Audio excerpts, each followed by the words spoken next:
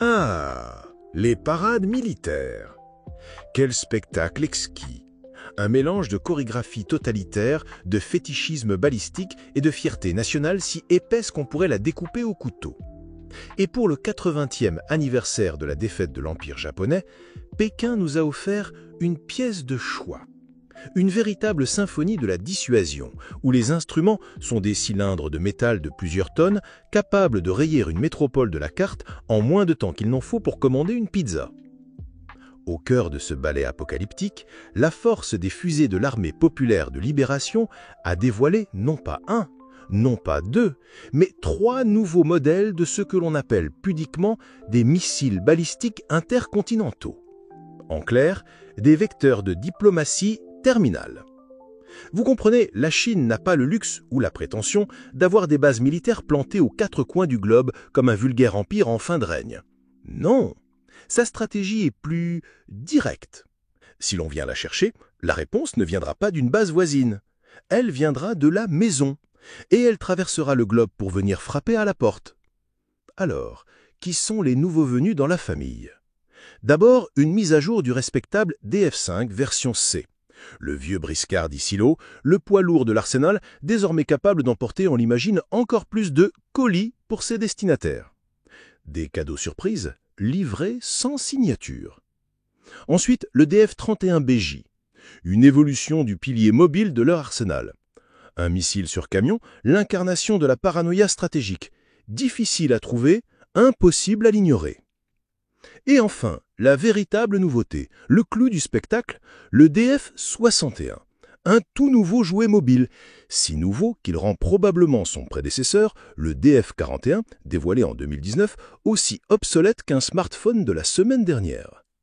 Mais la véritable farce, le détail qui transforme ce défilé en un pur chef-d'œuvre de l'humour noir, ne se trouve pas dans la carrosserie de ces engins, non. Il se trouve dans ce qu'il transporte probablement. La technologie du planeur hypersonique. Jusqu'à récemment, c'était la spécialité des Russes. Une ogive qui, une fois larguée dans l'espace, ne suit pas une trajectoire de bête caillou prédictible. Oh non, ce serait trop simple. Elle plane. Elle manœuvre. Elle file à plus de Mach 27 en ricochant sur les couches de l'atmosphère.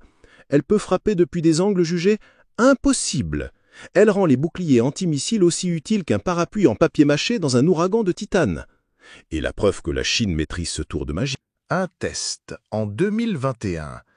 Un test qui a provoqué des surfroides de l'autre côté du Pacifique. Ils ont lancé un missile à longue portée. Ce missile a fait le tour du monde, a largué son planeur hypersonique, et ce dernier est revenu frapper une cible en Chine. Un boomerang venu de l'enfer. Le général américain John Hayden, à l'époque, n'a pas caché son émoi, je cite, « Il a fait le tour du monde et a impacté une cible en Chine. » Il a souligné que cet engin avait prouvé qu'il pouvait frapper des cibles précisément n'importe où sur la planète. Vous sentez cette odeur? C'est l'odeur de la certitude stratégique américaine qui se consume lentement. L'odeur du monopole de la vulnérabilité qui part en fumée. Alors voilà le nouveau monde dans lequel nous dansons. Un monde où la Chine, tout en augmentant la taille de son arsenal à un rythme qui dépasse celui de tous les autres pays réunis, compense sa relative petite taille par une sophistication qui frôle la sorcellerie. Les États-Unis et la Russie ont des caves remplies de vieux gourdins nucléaires, massifs et terrifiants. La Chine, elle est en train de forger des scalpels hypersoniques capables de faire une lobotomie à la planète entière depuis son salon. Ce n'était pas une parade, c'était la publication d'un acte de divorce avec l'ordre mondial du XXe siècle, et le bruit des chenilles sur l'asphalte de Pékin couvrait à peine le grincement de dents des stratèges à Washington. Si cette petite autopsie de la nouvelle guerre froide vous a plu et que vous avez l'estomac bien accroché, soutenez notre entreprise de démolition sur Patreon.